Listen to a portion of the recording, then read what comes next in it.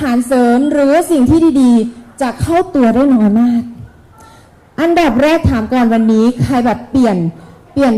พื้นที่ในการนอนนะใครยังไม่เข้าห้องน้ำตอนเช้ามีไหมคะบ่มีไหมคะแอบยกน้อยๆ ไม่ได้มาแบบว่าไม่ได้ถ่ายมา2 วันแล้วมีไหมตั้งแต่เมื่อวานแล้วตื่นเต้นนะคะจะได้มาอบรมเนาะไม่ขับถ่ายเลยนะคะ2 วันแล้วมีไหมบ่มีแต่วันนี้ใช่ไหมที่ยังไม่ถ่ายนะมีบางคนนะคะซึ่งแน่นอนถ้าเราไม่ขับออกนะคะมันก็จะอยู่กับเราอย่างนั้นแหละเดี๋ยวเรามาเรียนรู้นะอันดับแรกคือเอาสารพิษออกจากตัวก่อนนะคะแนะนำลูกค้าก็เหมือนกันนะอันดับที่2ค่ะ N นะคะ nourishment เมื่อขับสารพิษออกแล้วบำรุงค่ะทีนี้บำรุงให้ร่างกายเรามีสุขภาพที่ดีและเสริมการทำงานทุกอย่างในร่างกายให้ดีขึ้นนะคะต่อมาค่ะนี่นะคะregeneration คือการฟื้นฟูหรือการซ่อมแซมอวัยวะที่มันทรุดโทรมไปแล้วนะคะเราใช้อายุเรามากี่ปีแล้วคะใครแบบ20 ปีบ้างคะ30ไม่กล้ายกน้อยๆนะคะ40ด้านหลังนะคะก็คือเราใช้อวัยวะทั้งหมดมาอย่างน้อยในนี้20 ปีขึ้นไปจริงไหมอวัยวะต่างๆทำงานหนักมากเพราะฉะนั้นมันมีทรุดโทรมหรือกลุ่มลูกค้าเราที่อายุเยอะนะคะมีแบบว่าความเสื่อมเยอะเพราะฉะนั้นกลุ่มนี้เป็นกลุ่มที่ฟื้นฟูร่างกายอวัยวะให้ได้กลับขึ้นมาทำงานได้ดีอีกครั้งหนึ่งนะคะนี่คือหลักการในเรื่องของกลุ่มผลิตภัณฑ์ที่จะเสริมสร้างสุขภาพคือ DNR นะคะฟังให้ดีนะมีคำถามด้วยนะช่วงท้ายนะใครตอบได้มีรางวัลแอบบอกก่อนนะคะต่อมานะคะในกลุ่มของ Detox หรือการขับสารพิษสินค้าคลังเซนมีอะไรบ้างนะคะมีอยู่2 ชิ้นค่ะนั่นก็คือออร์แกนิกกับคอร์บอสใครยังไม่เคยทานบ้างทั้ง2 ชิ้นนี้บ่มีเนาะสุดยอดมากนะคะต่อมานะคะเป็นกลุ่มในส่วนของบำรุงนะคะก็จะมีมัลตินิเทียนมีคริวออยล์แล้วก็มีถังเช่าหรือคอที่เอ็กนะคะกลุ่มของ R ค่ะนะคะก็จะมีสินค้าสุขภาพเป็นกลุ่มฟื้นฟูนะคะก็จะมีเอ็มเพลเลอร์นะคะมีโสมนะแล้วก็มีหลินจือนะคะของเราจะมีเพิ่มขึ้นมานะในกลุ่มของ nourishment จะเป็นเจสแคร์นะคะแล้วก็ในกลุ่มของฟื้นฟูนะคะก็จะเป็นนาริสนะคะเดี๋ยวอันนี้ก็คือเพิ่มให้นะคะแต่ว่าเมืองไทยยังไม่มีนะเสียดายมากๆนะคะที่เรามีสุดยอดมากนะคะสินค้า2 ชิ้นนี้นะคะเจสแคร์เนี่ยเขาจะดูแลในเรื่องของระบบลำไส้ระบบกระเพาะทั้งหมดนะคะใครเป็นกระเพาะคือทานแล้วไม่ต้องไปหาหมอกระเพาะเลยสุดยอดมากอะไรที่ทานลงไปแล้วมันเย็นในท้องคือมันดีนะมันปรับอยู่ในท้องนะคะวิทยากรอยู่มานานก็เลยเคยทานถ้ารุ่นใหม่น้องๆรุ่นใหม่จะไม่เคยทานเลยนะเพราะประเทศไทยเสียดายมากที่ไม่ได้นำเข้านะคะแต่ของลาวดีมากๆเดี๋ยวแอบไปลาวพรุ่งนี้จะแอบไปซื้อมาด้วยนะคะเพราะเป็นคนทานข้าวไม่ตรงเวลาเนื่องจากว่าเราแบบเดินทางบ่อยนะคะแต่เมื่อทานแล้วมันเย็นอะไรที่ทานแล้วมันรู้สึกดีในท้องคือมันดีแบบคือมันไปเคลือบมันไปทำให้ย่อยที่ดีมากขึ้นนะคะส่วนในส่วนของนาริสนี่คือธาตุทั้ง5อันนี้คือไม่ได้ขึ้นภาพขออภัยนะคะคือเล่าให้ฟังก่อนเนาะคือธาตุทั้ง5เลยใครทานเอ็มเพลเลอร์ไม่ได้ทานนาริสเลยค่ะใครกินแอลกอฮอล์ไม่ได้เพราะธาตุทั้ง5ปรับระบบทั้งหมดเหมือนกันนะคะและความเป็นหนุ่มเป็นสาวมีสมาชิกท่านหนึ่งที่ไทยนี่แหละอายุประมาณ70ขึ้นมาซื้อประจำดิฉันไม่เคยถามอายุท่านเลยนึกว่าสัก50ต้นๆนะคะแต่ก่อนที่ยังมีขายที่ไทยนะพอตอนนี้มาแบบว่าไม่มีของเลยท่านแบบเสียดายมากพี่ทานประจำแล้วมันไม่เหนื่อยสดชื่นนะคะเลยท่านเลยถามท่านว่าโทษนะคะท่านอายุเท่าไหร่ท่านบอกว่า70กว่าแล้วแบบโหหนุ่มมากคือทานแล้วหนุ่มนะคะคุณผู้ชายนาริสบอกไว้เลยนะคะดูสุขภาพดีด้วยใครอยากขายชุดนี้ให้แบบว่าลูกค้าที่กลุ่มที่แบบอยากหนุ่มนะคะสินค้าชิ้นนี้ได้เลยนะคะทีนี้เรารู้แล้วเนาะ DNR แนะนำลูกค้ายังไงถ้าคุณจัดเซต DNR ได้จะเลิศมากวันนี้เรียกกันมาแค่3 ชิ้นนะคะดีชิ้นแรกก็คือออร์แกนิกนะคะดีท็อกก่อนนะแล้วก็ R ก็คือ nourishment วันนี้จะเป็น Q oil นะคะ แล้วก็ R คือหลิงจือขาดไม่ได้นะเราเริ่มอันแรกเลยนะคะนั่นก็คืออีกอันหนึ่งนะคะอภัยนะคะในส่วนของกลุ่มความงามวันนี้จะไม่ได้พูดนะคะจะเป็นในส่วนของทานแล้วสวยจากข้างในจะมีนมผึ้งโปรตีนแล้วก็เป็นกาแฟนะคะกาแฟปีนี้ปรับโฉมใหม่ด้วยนะเดี๋ยวเรามีให้ดูช่วงท้ายนะคะทีนี้เรามาเริ่มในเรื่องของ Detox นะคะถามว่าณปัจจุบันตอนนี้ที่เรามีเขาเรียกว่าฝุ่นพิษไหมคะไปถึงไหมที่ไทยตอนนี้ฮิตมากนะคะภาคเหนือของไทยภาคอีสานนะคะขอนแก่นอุบลภาคที่มีคนอยู่เยอะๆมีฝุ่นควันพิษมาหมดแล้วเขาเรียก PM 2.5 นะควันพิษฝุ่นควันพิษไม่ได้มีปัญหากับหน้าอย่างเดียวนะคะมีกับปัญหาจากระบบทั้งหมดในร่างกาย1สัมผัสผิวแพ้ไหมคะ2สูดเข้าไปปอดเป็นไงคะมีปัญหาหายใจลำบากมันสะสมอยู่ข้างในนะเพราะฉะนั้นหลีกเลี่ยงไม่ได้ไม่ต้องพูดถึงแบบอาหารการกินเลยนะไม่ต้องพูดว่าแหล่งน้ำไม่สะอาดเลยแค่อากาศที่เราเดินออกไปเนี่ยก็เจอแล้วนะคะอยู่ทางฝั่งเวียงจันทร์มอเตอร์ไซค์เยอะไหมคะเพราะว่าเคยไปทางปักเซเยอะเหมือนกันนะแล้วบอกว่าเคยปิดหน้ากากขับมอเตอร์ไซค์มาไหมเคยหรือไม่เคยเลยไม่เคยเลยนะรับเต็มๆนะแล้วระบบหายใจเป็นอะไรที่ถ้าเราหายใจลำบากปั๊บคือปอดมีปัญหาละเดินขึ้นมาบันไดเมื่อสักครู่ใครหอบมีไหมคะมี แต่ว่าดูแล้วแข็งแรงมากเต้นเมื่อเช้านะสุดยอดมากนะคะนี่ก็คือการที่เรารับสารพิษโดยที่เราไม่รู้ตัวนะคะเมื่อรับสารพิษเยอะเป็นยังไงร่างกายมันขับออกไม่ได้นะคะมันจะไปสะสมตามส่วนต่างๆนะคะไม่ว่าบริเวณผู้หญิงค่ะผู้หญิงเราเป็นเยอะก็คือมะเร็งเต้านมนะคะต่อมาเบาหวานอันนี้คือแผลหรือผลจากที่มันเกิดนะคะมะเร็งผิวหนังนะคะมะเร็งปอดนะคะมะเร็งลำไส้มะเร็งไต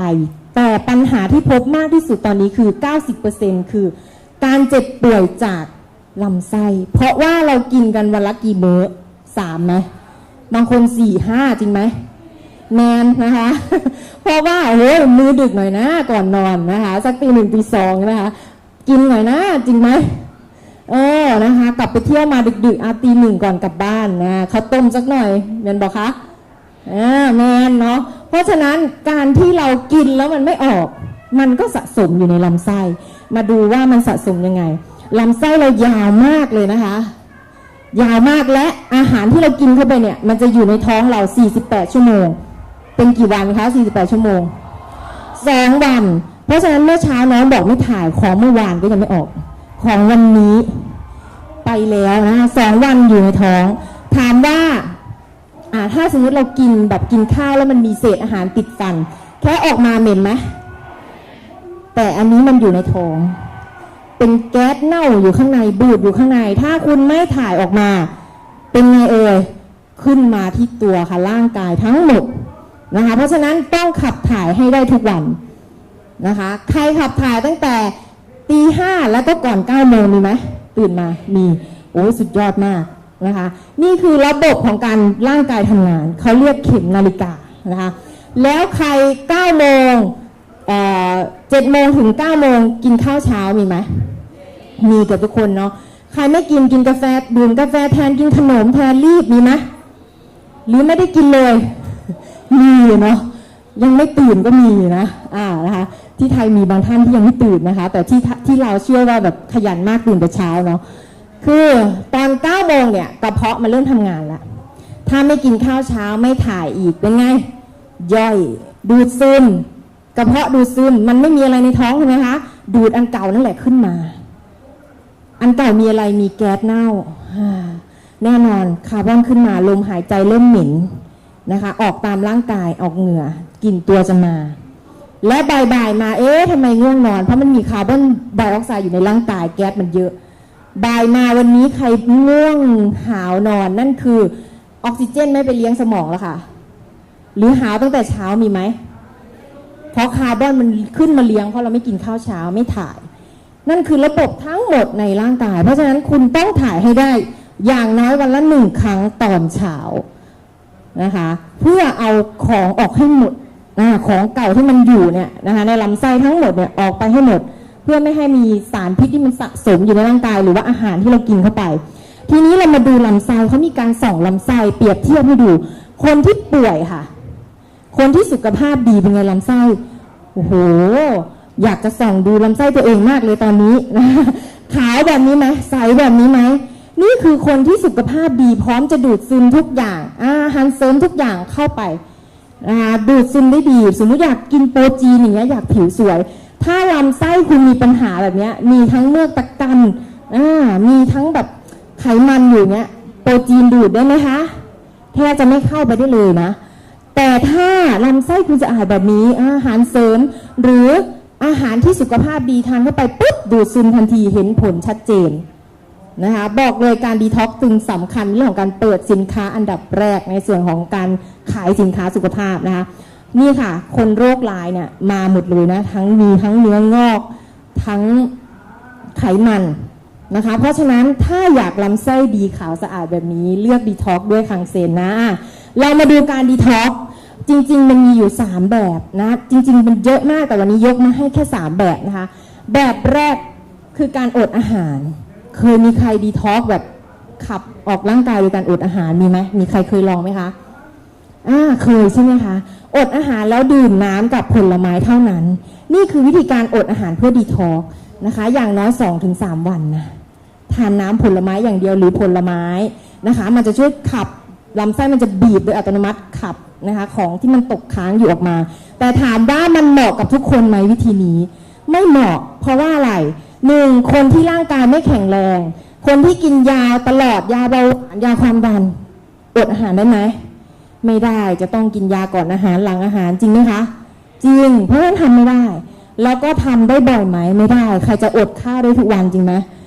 นะคะไม่ได้นะวิธีนี้ก็ไม่เหมาะนะคะต่อมาการส่วนทวารนะเป็นการที่แบบว่าช่วยขับออกโดยการสวนเข้าไปนะคะวันนี้ใครเริ่มง่วงนอนแล้วจะรู้ว่าเมื่อเช้าไม่ได้ขายนะคะตอนนี้เริ่มมองนะคะส่วนทวารแบบไหนแบบนี้เลยคือเอาสายกาแฟเนี่ยน้ำเกลือเนี่ยนะคะเหมือนสายน้ำเกลือเลยจะเป็นกาแฟดำนะคะส่วนเข้าไปในทวารนะคะจะพูดภาษาบ้านเรามากเลยนะคะแปลให้ได้นะข้างล่างนะคะส่วนเข้าไปเสร็จปั๊บค่อยๆปล่อยนะปล่อยเข้าไปมันก็จะออกแค่ลำไส้ช่วงนี้ลงไปนะคะก็คือให้ถ่ายได้ปกติข้อจำกัดของมันคือติดเชื้อได้ง่ายเพราะเราไม่รู้ว่าเราไปล้างแอลกอฮอล์ก่อนไหมหรือว่ามีใครแอบไปเล่นตรงสายที่จะเสียบเข้าไหมจริงไหมเผื่อหลานลูกหลานมาจับพริกมาตำแบบเอาพริกมาจับสายเราเป็นไงคะหูยแสบแสบมากอย่างนี้นะคะแล้วก็ต้องมีผู้เชี่ยวชาญและค่าใช้จ่ายถามว่ามันถูกไหมถูกแต่มันติดปัญหาคือมันเสี่ยงต่อการติดเชื้อพอคุณติดเชื้อปั๊บป่วยทันทีนะติดเชื้อโรคทันทีเลยนะคะเพราะฉะนั้นบางที่เขาก็เลยมีคอร์สสำหรับโรงพยาบาลขั้นต่ำ 1,500 ขึ้นไปสำหรับการดีท็อกซ์นะอันนี้ต่ำมากแล้วนะคะต้องให้แพทย์หรือพยาบาลแบบทำให้จริงๆและข้อเสียคือถ้าทำบ่อยๆคุณจะไม่ถ่ายเองจะต้องสวนทุกวันไหวไหมคะไม่ไหวเนาะนะคะทีนี้ค่ะอีกหนึ่งวิธีที่น่าจะเหมาะกับเราคือการรับประทาน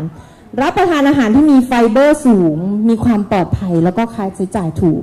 ชิ้นนี้เหมาะกับเราไหมวิธีนี้เหมาะมากเพราะกินง่ายด้วยนะคะเพราะฉะนั้นผลิตภัณฑ์นะคะที่จะมาดูในเรื่องของการดีท็อกซ์เนี่ยต้องมี1เป็นออร์แกนิกด้วย 100% ถ้าเป็นผักที่ใช้สารพิษเป็นไงแทนที่จะไปดีท็อกซ์เอาสารพิษเข้าตัวซะงั้นจริงไหมนะคะแมนเนาะ ต่อมาใยอาหารต้องเป็นผักที่มีใยอาหารหรือธัญพืชนะคะหรือว่าคาร์โบไฮเดรตแบบว่าใครชอบทานขนมปังแบบโฮลวีตบ้างมีไหมชอบทานแต่สีขาวเนาะทาแยมจักน้อยนะคะแซ่บมันบอกนะคะถ้าทานได้เลือกทานขนมปังโฮลวีตนะคะมันจะมีเส้นใยอาหารเยอะเนาะทำให้เรารู้สึกแบบขับถ่ายได้ดีนะคะเบต้าแคโรทีนวิตามินถามว่าทั้งหมดนี้ใน1 วันกินได้ไหมกินหมดไหมบอนะคะอยู่ไทยนี่เขาเรียกว่าข้าวมันไก่นะคะมีผักหอมแปะมาชิ้นนึงนะคะมีแตงกวาอยู่2 ชิ้นนะคะแทบจะไม่ได้กินอะไรเลยมื้อเช้าผักมีไหมคะไม่มีนะคะเพราะฉะนั้นการที่เราจะทานทั้งหมดนี้ให้ครบได้ไหมยากมากจริงไหมนะคะเมื่อเช้าทานอะไรกันคะเยอะอยู่ใช่ไหม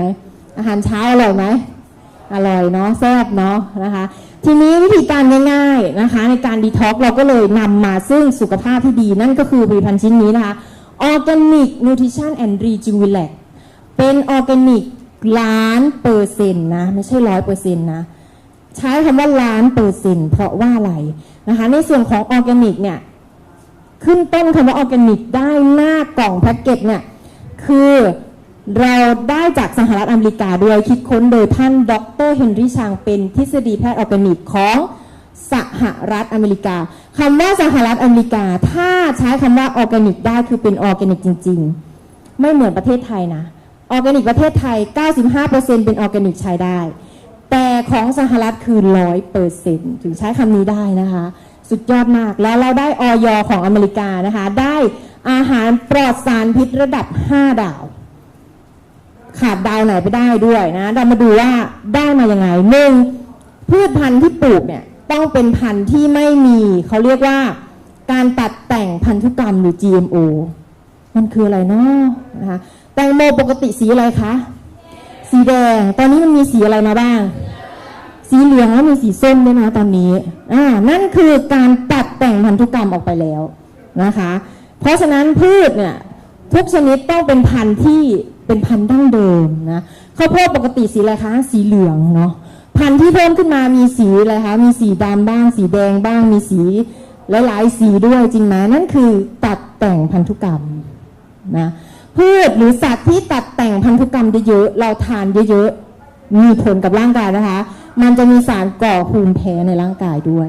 เพราะฉะนั้นเด็กสมัยนี้เกิดมาปั๊บยังไม่รู้อีโหนอีเหน่เป็นไงก่อนเลยคะภูมิแพ้นะเพราะฉะนั้นนะคะพืชที่ไม่ตัดต่อพันธุกรรมคือพืชที่นำ GMO คือของออร์แกนิกเรานะต่อมาระยะการปลูกเนี่ยห่าง30 กิโลเมตรเลย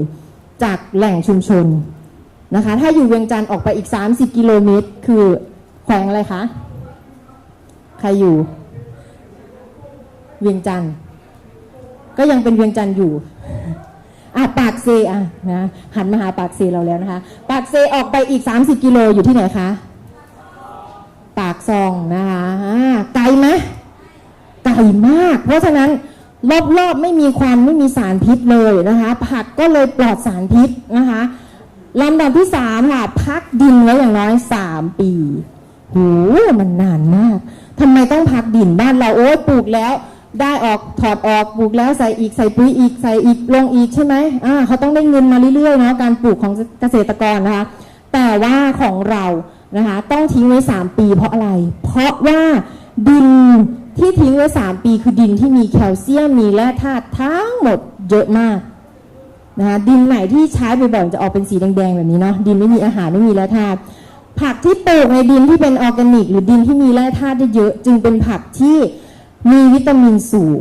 มีแร่ธาตุสูงมีแคลเซียมสูงเรากินเข้าไปเราก็จะได้วิตามินได้แร่ธาตุเยอะกว่าดินที่ปลูกจากพื้นดินธรรมดาที่ไม่ได้ทิ้งไว้นะคะนี่คือจุดเด่นนะ4ค่ะควบคุมอีกยานพาหนะรอบๆรวมทั้งรถที่วิ่งอยู่ในฟาร์มนะ8 กิโลเมตรต่อชั่วโมงเดินเร็วกว่าไหมวิ่งเร็วกว่าไหมเนาะนะคะเพราะว่า1ค่ะป้องกันเสียงไม่ให้ก่อกวนพืชผักนะคะ2คือไม่มีควันพิษในฟาร์มนะคะดีอีกอย่างหนึ่งคือจริงๆที่ประเทศไทยก็มีการวิจัยในการเปิดดนตรีให้ฟังจริงไหมเพราะฉะนั้นเสียงมันมีส่วนในเรื่องของการทำให้ผักเนี่ยมีความเครียดนะเพราะฉะนั้นใครที่ปลูกผักอยู่ในแบบว่าพื้นที่เป็นเกษตรกรก็จริงแต่มีโรงงานมีรถผ่านตลอดผักมีความเครียดนะมีเหมือนกันนะเราก็มีผักก็มีนะคะเพราะฉะนั้นผักนั้นก็จะไม่อร่อยนะก็จะมีสารพิษสะสมนะคะต่อมาวิธีการกำจัดเขาเรียกว่าศัตรูพืชนะคะโดยการดักแมลงแบบนี้ใช้แมลงล่อใช้กาวจากต้นยางนะคะไม่มีสารเคมีไม่มีสารพิษเลยนะและปลูกผักแบบผสมผสานนะคะกลางมุ้งด้วยนะแล้วก็ใช้แมลงปีกแข็งแบบไปฆ่าตัวเล็กๆอย่างเงี้ยนะคะกินพวกเพี้ยอย่างนี้นะคะไม่มีการใช้สารเคมีใดๆทั้งสิ้นนะข้อที่6ก็คือมีการตรวจสอบนะตรวจสอบทั้งภายในภายนอกเลยนะบ้านเรายังมีแค่แบบว่าตรวจสอบแค่ภายในอันนี้เขามีส่วนแบบข้างนอกออกมาตรวจตลอดนะคะเขามีระบบของการตรวจสอบโดยตรงเลยนะคะว่า ที่คุณบอกมาทั้งหมดเนี่ย5 อย่าง6 อย่างเนี่ยคุณได้ทำจริงไหมมาตรวจสอบตลอดเลยนะคะเพราะฉะนั้นคำว่า5 ดาวไม่ได้มาง่ายๆนะคะที่มาที่ไปก็คือทำไมถึงต้องเลือกพืชที่เป็นออร์แกนิกของคังเซ็นหนึ่งค่ะไม่มีเขาเรียกอะไรครับเป็นพืชที่ไม่มีการตัดแต่งพันธุกรรมเนาะควบคุมทั้งภายในภายนอกนะคะปุ๋ยก็เป็นปุ๋ยธรรมชาติและผลิตเองนะคนไทยเนี่ยถ้าใช้คำว่าปุ๋ยธรรมชาติแต่ไปซื้อเข้ามาก็เรียกคำว่าออร์แกนิกได้แต่เมืองนอกอเมริกาไม่ได้คุณต้องเป็นปุ๋ยธรรมชาติที่คุณผลิตเองนะคะอันนี้คือแตกต่างเลยนะไม่ใช้สารเคมีแน่นอนและให้สารอาหารมากที่สุดนะตอนนี้เลยนะคะของประเทศไทยเลยนะคะของทั่วโลกเลยก็ว่าได้นะคะเพราะฉะนั้นการดีท็อกที่ดีที่สุดคือต้องดีท็อกพืชผักที่เป็นออร์แกนิกกี่เปอร์เซ็นต์คะ1,000,000%นะคะถึงได้ระดับ5 ดาวมาแล้วทั้งหมดในออร์แกนิกเนี่ย1 กระปุกมันมี28 ชนิดโหใครเคยเห็นกระปุกออร์แกนิกไหมคะกระปุกประมาณนี้เนาะนะคะมันอยู่ได้ยังไงล่ะ28 ชนิดนะคะมันมีอะไรบ้างเดี๋ยวมาดูก่อนนะคะหนึ่งเลยนะคะธัญพืชกลุ่มธัญพืชมันช่วยอะไรนะคะช่วยในเรื่องของการขับสารพิษและไขมันในเลือดนะคะเพราะฉะนั้นคนที่เป็นเบาหวานน้ำตาลในเลือดสูงทานได้นี่นะคะกลุ่มลูกค้านี้ทานได้นะคะต่อมาค่ะตระกูลคะน้าทั้งหมดอันนี้จะเป็นเหมือนไฟเบอร์กวาดลำไส้ที่เมื่อสักครู่เราเห็นนะเป็นไงคะมีไขมันมีอะไรอยู่กวาดไปหมดเลยทำความสะอาดนะคะให้ลำไส้ทำงานได้ดีขึ้นและให้สะอาดด้วยนะคะต่อมากลุ่มแครอทค่ะแน่นอนมันจะมีสารที่เขาเรียกว่าสารต้านอนุมูลอิสระสารนี้แพงมากเลยนะช่วยบำรุงสายตาได้ด้วยนะคะใครบอกว่าทานแครอทเยอะๆสายตาดีนะช่วยได้นะคะต่อมานะคะกลุ่มในพืชของเขาเรียกว่าขึ้นช่ายนะคะผลไม้ต่างๆจะช่วยทำให้บำรุงร่างกายต้านมะเร็งแล้วก็ขิงนะคะเอนไซม์มะละกอนะช่วยย่อยค่ะทำให้ระบบขับถ่ายดีขึ้นนะคะทีนี้28 ชนิดมันมาอยู่ในกระปุกหนึ่งได้ยังไงเขามีกระบวนการพิเศษเรียกว่า lyophilization นั่นก็คือจำง่ายๆการอบแห้งนะทำให้มันแข็งนะคะก็คือทำให้ชิ้นของผักเล็กลงมานะคะทำให้ผักแข็งปุ๊บดึงน้ำออกจากผักเหลือแต่วิตามินผักอยู่น้ำในผักไม่มีแล้วเหลือแต่วิตามินเหลือแต่คุณค่าเราจะไม่ใช้ความร้อนในการดึงออกมานะเพราะถ้าใช้ความร้อนปั๊บเนี่ยวิตามินหายเอนไซม์หายนะคะเพราะฉะนั้นเราจึงใช้แบบการอบแห้งหรือความเย็นเนี่ยทำให้พืชผักยังมีประสิทธิภาพหรือประโยชน์ยังเต็มเท่ากับเราทานผักทั้งหมด28 ชนิดตรงนี้เลยนะสุดยอดไหมสุดยอดนะคะทีนี้เรามาเปรียบเทียบเลยเพราะฉะนั้นวันนี้คือออร์แกนิกให้ผัก28 ชนิดนะคะมากที่สุดและเป็นรายเดียวในประเทศไทยนะคะที่เป็นออร์แกนิก1,000,000%ตื่นเช้ามาใครไม่ขับถ่ายมาสักครู่ช่วงเลยอย่าเพิ่งล้างหน้าแปรงฟันนะเพราะยังมีจุลินทรีย์ในปากเข้าไปช่วยด้วยตื่นขึ้นมาชงเลยนะคะน้ำ1/3 แก้วก่อนตอนแรกนะชงก่อนใส่น้ำไม่น้อยก่อนนะคะแล้วก็คนให้แบบให้เข้ากันก่อนแล้วก็เติมน้ำเท่าที่เรากินได้เพราะบางคนบอกว่าเติมเต็มแก้วเลยบางทีกินทีเดียวยกไม่หมดจริงไหมและอย่าทิ้งให้เป็นวุ้นนะเพราะถ้าทิ้งปั๊บมันเป็นไฟเบอร์นะคะอย่างที่บอกว่า1 ช้อนเนี่ยเขาเทียบกับผักสลัด8 จานเดี๋ยวขออภัยนะคะเขาเทียบกับผักสลัด8 จานเพราะฉะนั้นถ้าคุณไม่กินปั๊บไฟเบอร์มันสูงปุ๊บขึ้นมากินเป็นวุ้นนะอร่อยดีมีใครกินแบบนี้ไหมไม่มีนะให้มันเป็นล้างข้างในนะเพราะฉะนั้นชงเสร็จปั๊บรีบกินเลยแล้วก็กินน้ำตามนะคะทานเสร็จแล้วได้ประโยชน์อะไรมีเลย1ค่ะลำไส้สะอาดเป็นการดีท็อกซ์สารพิษทุกวันทำแบบเมื่อสักครู่ไม่ได้อดอาหารทุกวันไม่ได้นะคะส่วนทวารทุกวันไม่ได้แต่เรากินทุกวันเพื่อขับสารพิษได้ไหมคะได้เพราะฉะนั้นจากที่แบบมีแบบทั้งไขมันทั้งสารพิษอยู่นะคะถ้าเรากินทุกวันออร์แกนิกนะเข้าไปช่วยล้างลำไส้ก็จะสะอาดสารพิษก็จะออกไปไม่มีการสะสมที่ลำไส้นะกินออร์แกนิกไม่เป็นมะเร็งลำไส้แน่นอนนะคะต่อมานะคะช่วยลดน้ำตาลในเลือดได้ค่ะคอเลสเตอรอลได้นะคะ เพราะว่าอะไรเพราะอย่างที่บอกค่ะเขาจะมีในส่วนของพืชที่เข้าไปยับยั้งแล้วก็ยังนอกจากจะไปช่วยขับถ่ายแล้วนะไฟเบอร์อันเนี้ยมันจะเข้าไปดูดพวกไขมันนะคะที่อยู่ตามลำไส้ด้วยนะคะแล้วก็เข้าไป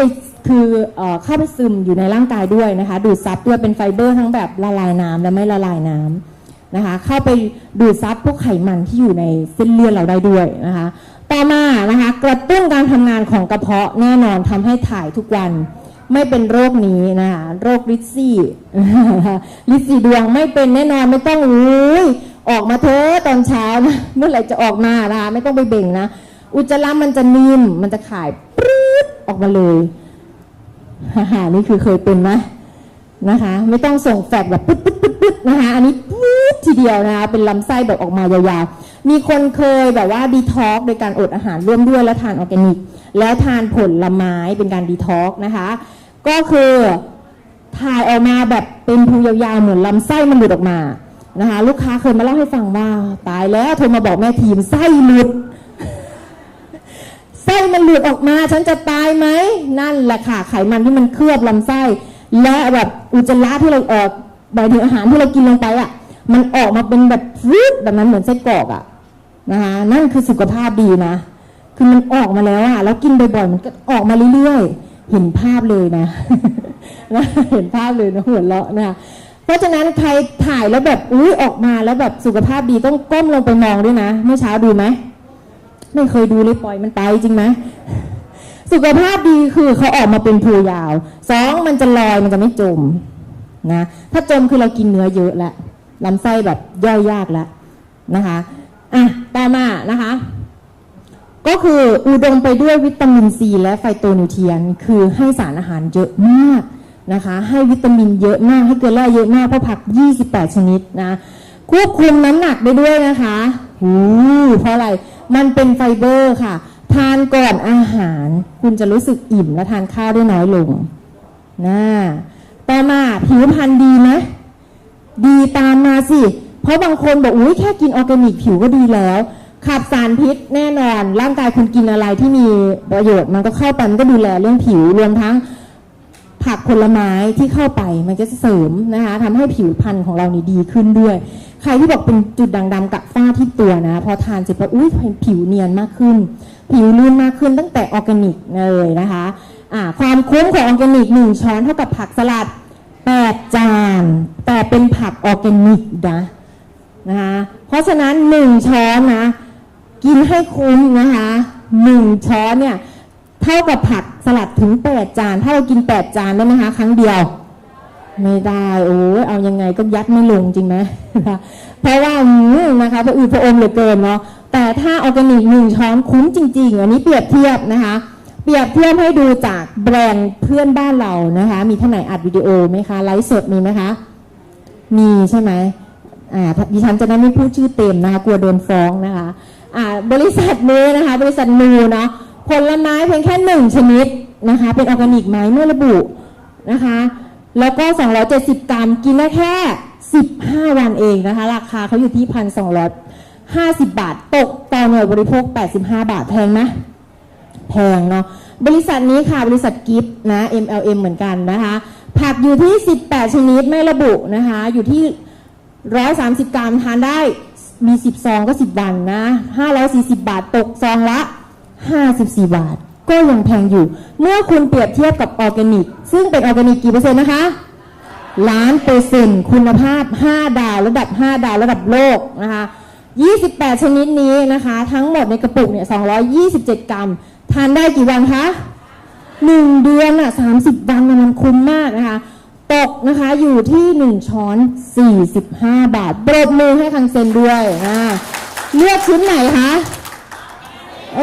เดินเข้าไปใน7-Eleven ไฟเบอร์เยอะไหมมันเยอะมากมีแต่คนชูไฟเบอร์เปรียบเทียบได้1กี่ชนิดของเขามีกี่ชนิดบอกได้เลยไม่มีใครถึง28ชนิด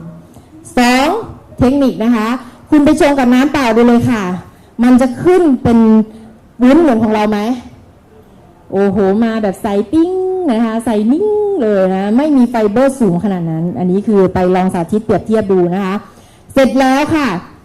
สาธิตอีกแบบอย่างนะคะก็คืออีกหนึ่งนะก็คือชงกับน้ำมันเลยนะคุณเทน้ำเปล่าลงมาแล้วน้ำมัน1 ช้อนก็ได้เปรียบเทียบเหมือนการที่เรากินน้ำมัน1 ช้อนในแต่ละวันแต่ปกติเรากินเยอะกว่านั้นจริงไหม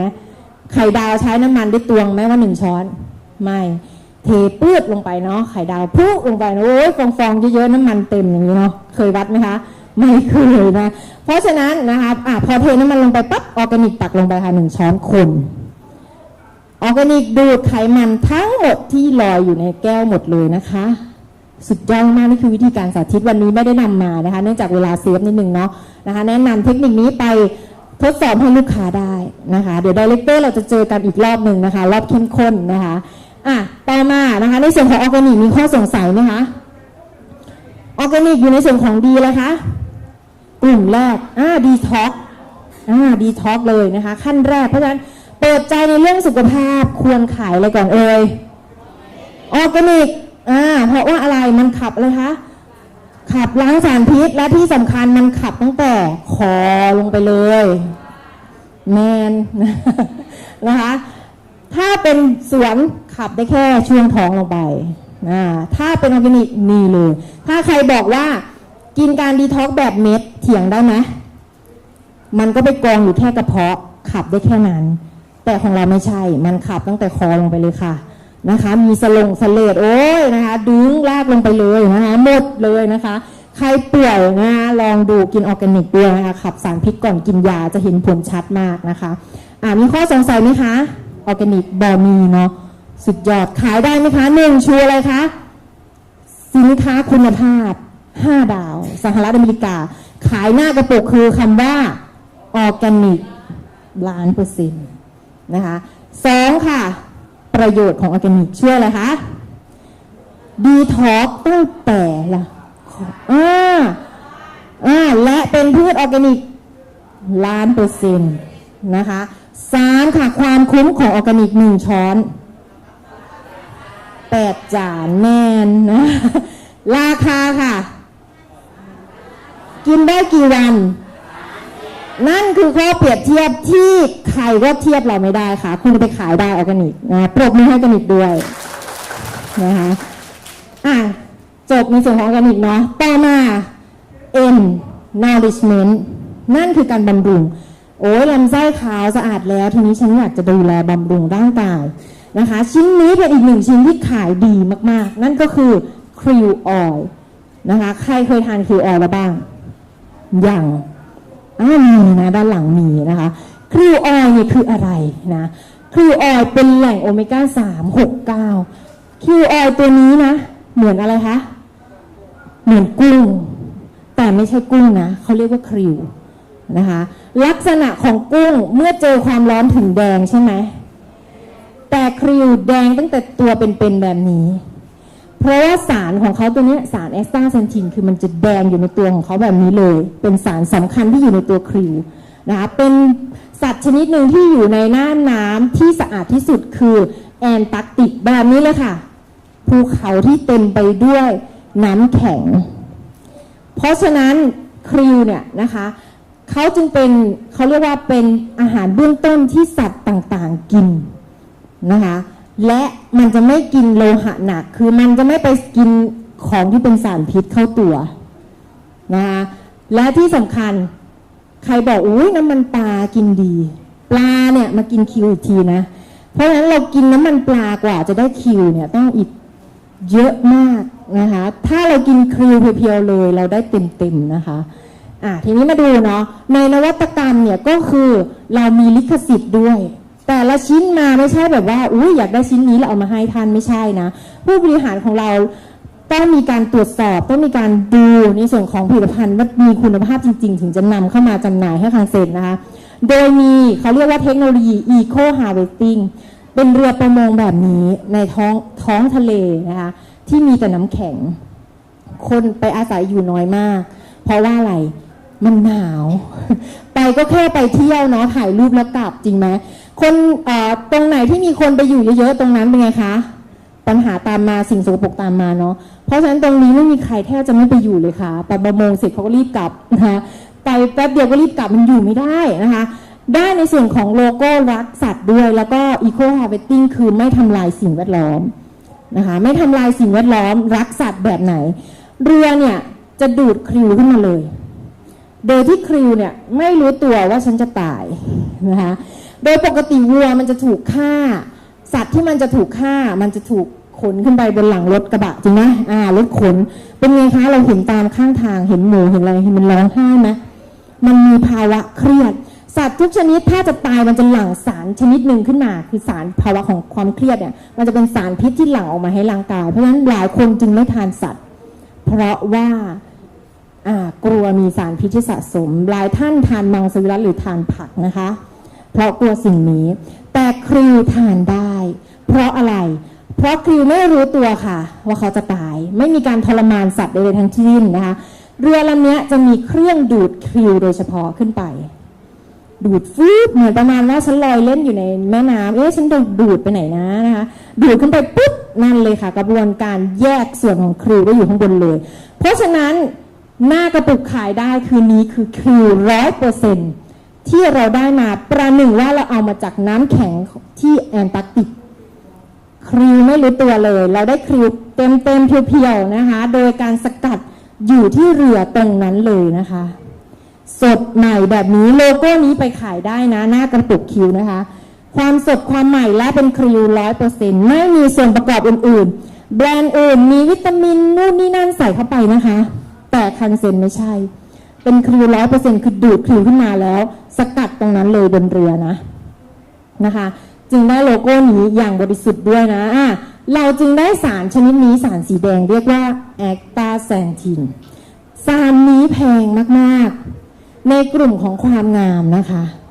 ถ้าไปเจอแพทย์หรือหมอที่แบบว่าขายเกี่ยวกับความงามหรือสุขภาพหุยมีแอคตาแซนทินด้วยหรือทำไมมันสุดยอดขนาดนี้แอคตาแซนทินคืออะไรข้อดีคือสูงกว่าวิตามินซี 6,000 เท่าวิตามินซีคุณต้องกิน600 เม็ดถึงจะได้เท่ากับแอคตาแซนทิน1 เม็ดปรบมือให้หน่อยค่ะเพราะฉะนั้นใครทานคริวเป็นหวัดไหมไม่เป็นเพราะคุณมีอะไรวิตามินซีนะคะเด็กทานได้ไหมคะได้นะต่อมาค่ะโคเอนไซม์ Q10 800 เท่าไลโคปีน100 เท่าไลโคปีนก็เทียบกับมะเขือเทศนะต่อมานะคะเบต้าแคโรทีน10 เท่าคือมันสูงกว่าทุกอย่างที่เป็นเกี่ยวกับสารต้านอนุมูลอิสระเพราะฉะนั้นทานคริวได้สุขภาพแล้วเรายังได้ความสวยมาด้วยตามมานะคะสุดยอดมากๆนะคะในส่วนของแอคตาแซนทินสารสีแดงนี้ที่ได้จากคริวโดยตรงนะคะและที่สำคัญเราได้สารโอเมก้า3 6 9 EPA DHA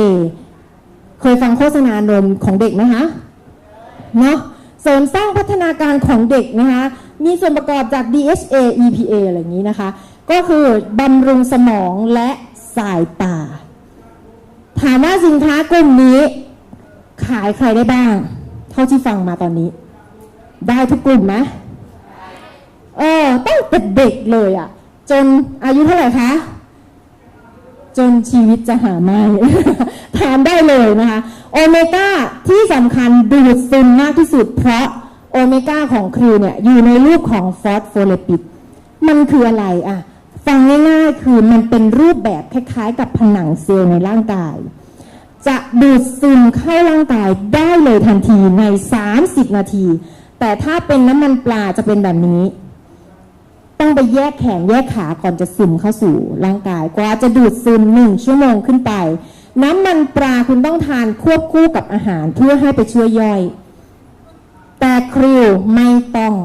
ละลายน้ำได้ทันทีวิธีการสาธิตคือหยดคริวลงน้ำเลยค่ะ 1-2 เมตรและเขย่ามันจะเข้ากับน้ำแบบนี้เลยในร่างกายเรามีน้ำ 70% อยู่ในเลือดรวมในเลือดด้วย 80%เพราะฉะนั้นร่างกายดูดซึมได้ไหมคะได้แต่ถ้าเป็นน้ำมันปลาหรือน้ำมันทั่วๆไปดูดซึมได้ช้ามากและก็เข้าแทบจะไม่ได้เพราะฉะนั้นนะคะความคุ้มของน้ำมันปลาก็คือความคุ้มของคิวออยล์คือ1 เม็ดเทียบเท่ากับคุณต้องกินน้ำมันปลาถึง3 เม็ดถึงจะได้คิวออยล์1 เม็ดนะคะสุดยอดไหมอย่างที่บอกว่าคริวเป็นสารอาหารเริ่มต้น ปลาไปกินคิวอีกทีแล้วเราจะไปกินน้ำมันปลาทำไมจริงไหมเราก็กินคิวโดยตรงเลยนะคะเส้นทางด่วนนั่งเครื่องบินถึงเลยจริงไหมคะใครจะไปนั่งรถไฟกว่าจะถึงจริงไหมนั่งทางด่วนเลยขึ้นเครื่องบินมาเลยนะคะเพราะฉะนั้นเลือกทานอะไรคะครูเจอลูกค้ามาบอกว่าฉันทานน้ำมันปลาอยู่เป็นไงตอบได้ไหมคะน้ำมันปลาเธอน่ะกว่าจะดูดซึมแล้วก็เป็นไงคะเธอต้องทานถึง3 เม็ดถึงจะเท่าชั้นเม็ดหนึ่งตอบได้ไหมคะได้ต่อมานะคะช่วยอะไรล่ะหนึ่งนะคะดูแลทั้งระบบสมองนะคะหัวใจและไขข้อนะคะในระบบเลือดทั้งหมดด้วยนะคะลดอาการหลอดเลือดหัวใจหลอดเลือดหัวใจตีบนะหรือแตกนะคะป้องกันไม่ให้เกิดอาการโรคหัวใจเฉียบพลันหรือคนที่แบบว่านอนหลับตายมีไหมคะยังมีอยู่ไหมที่เรานี่นะอันนี้แบบว่าหลับไปเลยไม่รู้เลยนั่นคือภาวะของหลอดเลือดอุดตันหรือภาวะแบบเครียดมากเส้นเลือดแตกคือเส้นเลือดมันไม่มีการยืดหยุ่นนะคะพอแบบว่าไขมันเนี่ยไปเกาะตามผนังเยอะๆโดนบีบเยอะๆนะคะเลือดพุ่งแรงมากนะคะทำให้เส้นเลือดแตกเป็นอัมพาตได้นะคะนี่ลดได้นะต่อมานะคะสมองค่ะบำรุงประสาทและสมองได้ดีรวมทั้งระบบประสาทเด็กทานได้ไหมบอกเลยว่าลูกค้าที่ไทยนะคะก่อนไปสอบให้ทานนะคะก็จะมีในส่วนของพิวออยและก็มัลตินิวเทรียนทำข้อสอบได้ตอนนี้ท่านเอามาโชว์วันนั้นเพิ่งเจอนะคะลูกค้าที่อุบลลูกพี่สอบได้ที่1นี่นะคะสุดยอดมากๆคือลูกเพิ่งเริ่มทานได้1 เดือนนะคะแล้วตอนนี้กำลังจะสอบเข้ามหาวิทยาลัยท่านบอกว่าพี่ให้ทานต่อเนื่องเลยพี่ไม่กลัวเลยกลุ่มวัยคุณแม่กลุ่มวัยเด็กขายได้ไหมได้นะคะคือเป็นไงคะมันจะช่วยกระตุ้นการทำงานของระบบสมองไหนๆก็ไหนๆละนะคะในส่วนของครีมมีเกมให้เล่นพอเดี๋ยวคุณง่วงนะคะลองมาดูว่าสมองเรายังใช้งานได้ดีไหม ซีกซ้ายกับซีกขวานะคะซีกซ้ายกับซีกขวาทำได้ไหมนะข้างหนึ่งจีบข้างหนึ่งทำตัว L ค่ะข้างหนึ่งทำตัว L แบบนี้ตัว L แบบนี้สลับข้างนะคะข้างนี้มาจีบแล้วข้างนี้มา L ใครทำได้ใครทำได้ใครคิดว่าทำได้ขอ2 ท่านด้านบนมีของรางวัลให้ปรบมือให้เพื่อนด้วย2 ท่านค่ะไม่ต้องแย่งกันขึ้นมาเพื่อนข้างล่างช่วยดูด้วยนะระบบสมอง2 ข้างคุณต้องทำงานได้ดีนะเปลี่ยนจาก L มาจีบเปลี่ยนจากจีบมา L นะ1 ท่านคนละท่านก่อนนะชื่ออะไรคะกิทองโดยนะคะมาค่ะ L และจีบต้องแบบนี้ด้วยนะไม่ใช่จีบแบบนี้นะจีบแบบนี้ค่ะจีบแบบนี้1 2 3เปลี่ยนได้ไหมให้อีก1 รอบ1 2 3เปลี่ยนไม่ได้นะคะขออภัยนะให้กำลังใจให้แคตตาล็อกไปนะคะขอบคุณมากชื่ออะไรคะสมสนุกชื่อเล่นค่ะนุกนุกนะคะพร้อมไหมคะพร้อมข้างหนึ่งตัว L ข้างหนึ่งจีบเปลี่ยนจีบต้องอย่างนี้ลูกจีบอย่างนี้นะใครคิดว่าได้เตรียมขึ้นมาอีก1 ท่านนะข้างหนึ่งจีบข้างหนึ่ง L เปลี่ยนไม่ได้ให้กำลังใจไปใครคิดได้ขึ้นมา1 ท่านอย่าตีกันลูก นะคะมาค่ะชื่ออะไรคะเจงตะวันนะคะชื่อเล่นชื่ออะไรคะชื่อแจ้งซื้อโอเคนะคะน้องแจ้งซื้อข้างหนึ่งจีบข้างหนึ่ง L ท่านไดเรคเตอร์ทำได้ไหมคะได้สุดยอดท่านทำคิวออยประจำนะคะL แบบนี้ L แบบนี้เลยนะ1 2 3เปลี่ยนพี่อุตส่าห์ลุ้นเต็มที่นะ1 2 3เปลี่ยนแบบใดนะคะแต่มั่นใจให้ใครคิดว่าได้อยู่ข้างล่างนั่นแหละอยู่ข้างล่างนั่นแหละอย่าแย่งกันลูกคนเดียวพอเดี๋ยวเวลาจะไม่พอเดี๋ยวน้องจะชูป้ายลูกสาวชื่ออะไรคะขวัญใจถ้ามีขวัญใจเอ็มแคมป์พี่ยกให้หนูเลยลูกพี่ลุ้นมากพี่อยากให้ได้ของรางวัลข้างอันนี้นะไม่ใช่ข้างล่างนะอยากได้นะหยิบเลย1 อันในฐานะที่แบบไหวพริบดีนะคะแอลกับจีบลูกตั้งขึ้นมา จีบอย่างนี้ด้วยจีบอย่างนี้ด้วยแมนแมน1 2 3เปลี่ยนโอ้ยพี่ก็อยากให้เนาะเอาใหม่นะคะแก้ตัวจีบกับแอลลูกแอลจีบค่ะจีบ1 2 3เปลี่ยนโอเคไม่แล้วเขาจะให้วิทยากรลงแล้วเดี๋ยวท่านอื่นไม่ได้เล่นนะคะขอบคุณนะคะนี่คือการพัฒนาสมองและระบบประสาทกินคิวตอนนี้อีก1 ชั่วโมงมาสู้กันแล้วอีก1 ชั่วโมงมาสู้กันนะต่อมาค่ะลดเวลาการบาดเจ็บด้วยไขข้อด้วยนะคะแล้วก็แน่นอนว่า1ซอฟต์เจลมี500มิลลิกรัม1กระปุกแล้วให้มากที่สุด 45,000 มิลลิกรัมต่อกระปุกนะคะยังไม่ได้อีก1 ชิ้นเลยนะคะน้องมอยเพลินอีกแล้วนะคะ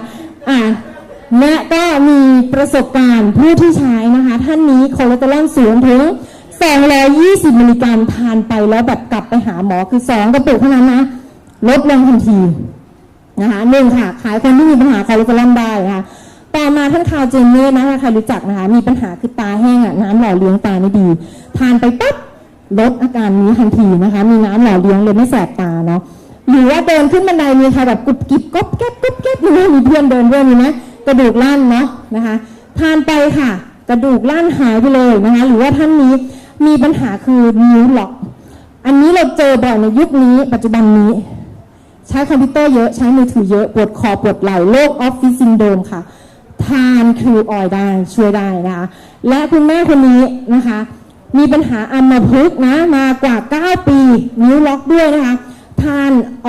คิวออยนะคะแล้วก็จะเป็นคอลลาบอสนะคะทานไปปั๊บลุกขึ้นเดินได้เลยค่ะปรบมือด้วยเคสต่างๆมีในเว็บคังเซ็นนะคะเข้าไปดูได้นะคะหรือว่าผู้แชร์ประสบการณ์นะคะเพราะฉะนั้น QL จึงเป็นดำรงที่แบบเป็นสุดยอดในเรื่องของnourishmentอีก1 ชิ้นนะคะมีคำถามไหมคะคือจะเกินเวลาไปแล้วนะคะอีก1 ชิ้นของเราในวันนี้ก็คือลิ้นจือเป็นราชาของสมุนไพรนั่นเองนะคะลิ้นจือเนี่ยมีอยู่ทั้งหมดทั่วโลก113 สายพันธุ์86 สายพันธุ์พบมากที่สุดในประเทศจีนลิ้นจือมีหลายสีมากนะคะไม่ว่าจะเป็นสีแดงสีดำสีเขียวสีม่วงนะคะแต่สีที่มีฤทธิ์ทางยามากที่สุดคือสีแดงหรือสีน้ำตาลแดงนั่นเองนะคะคิดค้นมาแล้วและนะคะสารอาหารสารที่มีประโยชน์ของลิ้นจือจริงๆมันเยอะมากนะคะแต่ให้แค่วันนี้ยกมาแค่3 อย่าง1เจอร์มิเนียมเพิ่มออกซิเจนให้กับร่างกายต้านอนุมูลอิสระมะเร็งกลัวอะไรรู้ไหมคะกลัวออกซิเจนเพราะฉะนั้นคนที่เป็นมะเร็งแนะนำลิ้นจือได้เพราะมันไปเพิ่มออกซิเจนให้ร่างกายและที่สำคัญอีกอย่างหนึ่งคือคอเลสเตอรอลโมเลกุลของมันจะคล้ายๆเม็ดเลือดไปสร้างขอออกซิเจนให้เยอะมากนะเพราะฉะนั้นกลุ่มที่เป็นมะเร็งลิ้นจือออร์แกนิกครีออยค่ะช่วยได้นะต่อมาโพลีแซคคาไรด์ค่ะช่วยเพิ่มภูมิคุ้มกันในร่างกายป้องกันโรคต่างๆใครที่เป็นภูมิแพ้ทานได้เสริมสร้างภูมิคุ้มกันนะไตรเทอร์พินอยด์ค่ะสารชนิดนี้จะช่วยในเรื่องของการขับสารพิษและที่สำคัญลิ้นจือชนิดไหนที่มีรสขมคือมีสารนี้นะขับพิษนะคะเป็นสารที่มีขับพิษถ้าไปเจอลิ้นจือยี่ห้ออื่นชิมไปแล้วไม่ขมเลยหรือมันจางๆเนี่ยไม่มีสารที่ขับพิษนะช่วยแค่บำรุงร่างกายนะคะทีนี้เทคโนโลยีเราแตกต่างยังไงอย่างแรกเลยคือเราคัดเฉพาะอะไรคะดอกและสายพันธุ์สีแดงที่มีฤทธิ์ทางยามากที่สุดนะคะผ่านกระบวนการที่เรียกว่าสเปรย์ไดร์คือการสกัดออกมานะคะในอดีตต้องเอาไปผ่าเอาไปต้มกว่าจะเคี่ยวเป็นตำรับยาจีนกว่าจะได้กินนะลิ้นจือมันเป็นไม้เนื้อแข็งนะถ้ามาเคี้ยวได้ไหมคะฟันหักเลยค่ะไปเคลื่องตาใครก็หัวแตกนะเพราะฉะนั้นใครบอกว่าโอ๊ยบ้านค่อยก็กินอยู่เอามาหั่นเคี้ยวกินได้ไหมไม่ได้นะคะสกัดออกมาแบบนี้ค่ะเข้มข้นโดยอยู่ในแคปซูลนะคุณจะได้ปริมาณที่เข้มข้นด้วย1แคปซูลอยู่ที่500 มิลลิกรัมเท่ากับยา1 เม็ดเลยนะคะเข้มข้นสุดๆนะดูแลทั้งหมดเลยระบบเลือดระบบประสาทภูมิคุ้มกันตับไตหัวใจนะคะป้องกันได้ทั้งความดันโลหิตสูงต่ำโรคหัวใจนะคะลิ้นจือเนี่ย คือถ้าแพทย์แผนปัจจุบันเนี่ยยาก็ต้องทานเนาะความดันสูงก็จะต้องแยกค่ะความดันสูงความดันต่ำแต่ลินจือทานได้หมดเลยคือเข้าไปปรับได้หมดเลยนะคะโรคหอบหืดภูมิแพ้ช่วยได้นะโรคอะไรอีกคอเลสเตอรอลค่ะเบาหวานตับแข็งทานลินจือไปปั๊บคือลินจือเขาจะมีสารชนิดหนึ่งคือเรียกว่าสารไกลแคนทานเข้าไปปั๊บภายใน24ชั่วโมงน้ำตาลลดลงทันทีนะคะใครที่มีค่าน้ำตาลสูงนะคะแต่มาโรคมะเร็งช่วยได้ไหมได้แน่นอนนะคะมะเร็งนี่บอกเลยว่าจะไปครอบคลุมมะเร็งไม่ให้มีการเจริญเติบโตมากขึ้นและทำให้ฝ่อและยุบตัวลงเร็วมะเร็งที่น่ากลัวอย่างหนึ่งคือการกระจายจริงไหมคะมันกระจายไปที่ไหนรักษายากมากเพราะฉะนั้นลินจือจะเข้าไปช่วยคุมมันไม่ให้มันไปกระจายแล้วก็ช่วยรักษามันให้มันลดลงหรือเซลล์ผลิตน้อยลงไปนั่นเองนะคะโรควัณโรคลมชักโรคไตคือได้หมดนะคะส่วนคนที่ไม่มีปัญหาทานได้ไหมทานได้นะคะเสริมสุขภาพลดความเครียดเพิ่มความทรงจำแล้วก็ทำให้ผิวสวยขึ้นด้วยนะคะวิธีการเปรียบเทียบง่ายมากชงกับน้ำร้อนค่ะถ้ามีตามท้องตลาดมาปั๊บขอชงหน่อยเขาบอกว่าของฉันดีชงเลยค่ะน้ำร้อนเท่านั้นนะคะชงปั๊บนี่ลินจือตามท้องตลาดทั่วไปถึงจะเป็นลินจือสกัดหรือบดก็ไม่เข้มข้นเท่าเรานะคะนี่มีบทพิสูจน์มาแล้วโดยวิทยากรเองนะคะเดี๋ยวหลักสูตร Director จะเข้มข้นกว่านี้นะคะเดี๋ยวจะมีเปรียบเทียบให้ดูด้วยเนาะในส่วนของถ้าเป็นลินจือสกัดค่ะจุดเด่นคือเข้มข้นและใสไม่มีตะกอนลินจือบดมีตะกอนคืออะไรคะมันไม่ดูดซึมนะแล้วมันยังไปตกค้างด้วยนะลินจือตามท้องตลาดทั่วไปใส่วิตามินอย่างอื่นไปอีกหรือว่าใส่อาหารอย่างอื่นไปอีกพอชงออกมาปั๊บเหมือนมีไขมันติดแก้วนั่นคือคุณได้ไขมันเพิ่มไปด้วยนะแต่คังเซนไม่ใช่นะคะได้ลินจือ100%เลยนะเพราะฉะนั้นลินจือเป็นของคังเซนจึงเป็นลินจือที่แบบว่า100%และเทียบกับยาได้เลยนะคะ1 เม็ดในเรื่องของการดูแลรักษาร่างกายนะเห็ดลินจือ100%ค่ะจากดอกเห็ดด้วยนะคะแล้วก็เทคโนโลยีที่ทันสมัยเข้มข้นละลายน้ำง่ายไม่มีตะกอนนะ1 กระปุก60นะทานยังไงล่ะถ้าแบบบำรุงร่างกาย 1-2 แคปซูลต่อวันแต่ถ้ามีโรคคุณต้องกินตามโดสนะมะเร็งที่10 เม็ดขึ้นนะคะตามโดสนะคะโรคอะไรก็เดี๋ยวถามกันหลังไมค์หรือว่าเจอเมื่อไหร่ถามได้หรือถามผู้เชี่ยวชาญด้านหลังก็คือท่านDirectorเจอเคสมาเยอะแล้วนะคะการที่บอกว่าทานลินจือไม่ได้ผล1ทานได้เป็นเวลา2ทานจำนวนไม่เท่ากับโรคที่เป็นนะคะแล้วก็ทานปั๊บมีอาการหยุดทานนี่คือรักษาไม่หายค่ะถ้ามีอาการปั๊บนั่นคือมันไปตรงจุดและทานต่อค่ะหรือลดจำนวนโดสลงนะคะแล้วทานต่อเนื่องคุณจะได้เห็นผลชัดเจนแล้วก็รักษาโรคที่คุณเป็นอยู่ให้หายนะคะนี่คือสินค้าสุขภาพ DNR 3 อย่างที่ยกมาให้ดูวันนี้ขายได้ไหมยกตัวอย่างหนึ่งคืออะไรสินค้าดีนะคะ2อะไรนะคะ QI 3อะไรคะวันนี้บอกว่าปิดแค่2 ชิ้นไปขาย1,000 คะแนนแล้วนะปิดส่วนตัวได้แล้วปิด3 ชิ้น 1,660 คะแนนถามว่า1 คนคุณขายออร์แกนิกได้ไหม1 ชิ้นตัวเราติดกับรู้จักญาติพี่น้องกี่คนคะหลายเนาะเป็น10 คนเดือนนึงขาย10 กระปุกได้ไหมบอกเลยว่าที่อุดรนะคะท่านข่าวสารนะคะไม่เคยขาย1 กระปุกขายยกเซตค่ะเมื่อคุณดีท็อกซ์เสร็จคุณบำรุงและคุณฟื้นฟูสุขภาพเขาดีขึ้นเขากลับมาซื้อต่อนะสุขภาพกินแล้วต้องกินต่อเนื่องจริงไหมไข่มุกถามว่าขายได้ไหมขายเสริมไปได้ไข่มุก1 กระปุกลูกค้ากลับมาอีกครั้งกี่เดือนคะ6 เดือนเนาะออร์แกนิก1 ครั้ง1 เดือนเจอกันไหมคะเจอนะคะเพราะฉะนั้นใครจะเน้นขายกลุ่มสุขภาพบอกเลยนะคะในกลุ่มของ DNR ได้เลยวันนี้มาแนะนำเพิ่มเติมในส่วนของสินค้าใหม่ก็คือ New Package ของบริษัทคังเซ็นนะคะในกลุ่มของ Emperor นะคะจะกลับมาเป็นขวดนี้นะสวยหรูดูดีนะคะแล้วก็กล่องของกาแฟค่ะเหมาะกับผู้หญิงอย่างหนูใช่ไหมคะสวยมากนะคะแพ็กเกจไฮโซนะคะคอลลาเจนนะคะสลิมแล้วก็โสมนะคะแพ็กเกจดูดีแล้วก็มีโปรดักต์ยกมา1 ชิ้นวันนี้คือ3 ทหารเสือนะคะนั่นก็คือ Triple K มีลินจือ โสมนะคะแล้วก็ถังเช่าเปิดใจคนที่1ดูแลภูมิคุ้มกัน2ระบบเลือดค่ะคือ1อย่างได้เลยนะ3ก็คือบำรุงร่างกายนะคะแต่ถามว่าถ้าเป็นอาการหนักหรือป่วยคุณก็ต้องทานเฉพาะให้มันเข้มขึ้นหนักขึ้นนะคะนี่คือแนะนำเพิ่มเติมสำหรับในส่วนของM Camp ของเราในวันนี้นะคะนะคะท่านไหนมีข้อมูลสอบถามเพิ่มเติมไหมคะเพราะว่ากินเวลา1ท่านมานานแล้วนะคะเดี๋ยวก็จะเจอกันเรื่อยๆนะคะหวังว่านะคะก็คือหลังจากนี้สอบถามเบื้องหลังได้นะคะสำหรับวันนี้นะคะในส่วนของสุขภาพดี BNR นะคะฝากทุกท่านไปด้วยปิดการขายแล้วก็ดูแลตัวเองด้วยสุขภาพของคังเซนคุณจะได้ทั้งสวยสุขภาพดีและรวยตามมาขอให้คุณค่ะสาธุทุกท่านวันนี้สวัสดีค่ะ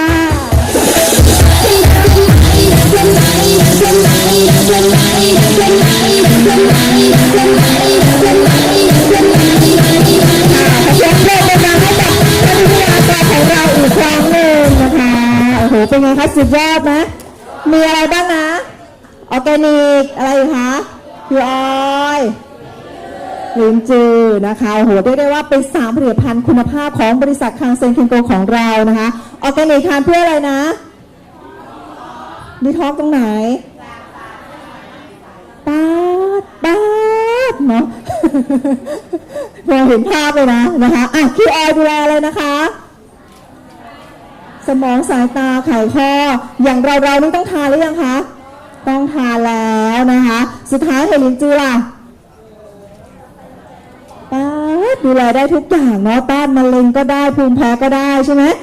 เพราะฉะนั้นฝากไว้ด้วยนะคะสำหรับผลิตภัณฑ์ดีๆนะคะเอาละค่ะเชื่อได้ว่าหลังจากนี้นะคะเราจะเข้าสู่ในส่วนของ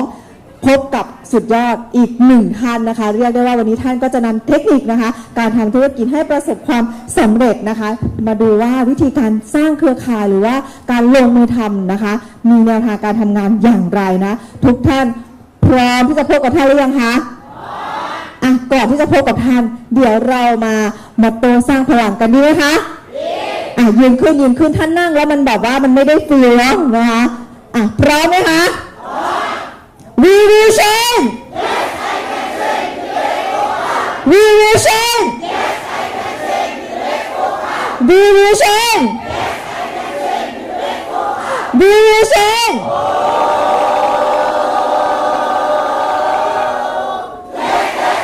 ปรบมือกับทุกท่านด้วยนะคะโอ้โหสุดยอดมากๆเลยทีเดียวนะคะเอาละค่ะเพื่อเป็นการเตรียมความพร้อมกันอีกสัก1รอบนะคะยืนขึ้นก่อนอย่าเพิ่งนั่งแหมนะคะนั่งเขาบอกว่าใครที่แบบว่าชอบนั่งแล้วไม่อยากลุกขึ้นเขาบอกว่าจะเป็นคนที่แก่เร็ว